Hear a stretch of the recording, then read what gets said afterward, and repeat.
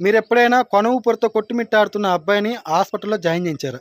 నా జీవితంలో ఇలాంటిది మొదటిసారి జరిగింది. 10 రోజుల క్రితం ఈ సంఘటన జరిగింది. ఖమ్మం నుంచి ఒక 25 కిలోమీటర్ల దూరంలో ఉన్న పాతర్లపాడు అనే విలేజ్‌లో మాకు డ్యూటీ పడి నైట్ పూట 9:30కి మేము డ్యూటీ పూర్తి చేసుకొని మా వెహికల్‌లో బయలుదేరి వస్తున్నాం.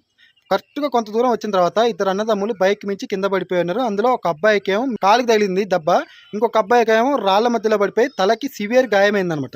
అతను బతకడని చెప్పి చుట్టుపక్కల వాళ్ళు మాట్లాడుకుంటున్నా సరే కొన ఊపిరితో ఉన్న అతన్ని మేము నలుగురం కలిసి మా వెహికల్‌లో ఎక్కించుకొని ఒక హెవీ స్పీడ్‌లో అక్కడి నుంచి ఖమ్మం జిల్లా గవర్నమెంట్ హాస్పిటల్‌కి తీసుకొచ్చాం. తీసుకురాగానే ఆ అబ్బాయికి సీపీఆర్ చేశారు, అయి చేశారు కానీ ఆ అబ్బాయి అయితే బతకలేదు.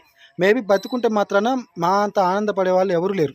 ఎందుకంటే మేమే చొరవ తీసుకుని ఆ అబ్బాయిని హాస్పిటల్‌కి తీసుకొచ్చాం. బాగా రక్తస్రావం అయితున్నా సరే తలకాయకి గుడ్డ పెట్టుకొని మరీ అతనితో ఏదో మాటలు చెప్తే బతుకుతారని చెప్పి మాట్లాడుతూనే ఉన్నాం. అతను మా రెస్పాన్స్ ఇచ్చినా ఇవ్వకపోయినా.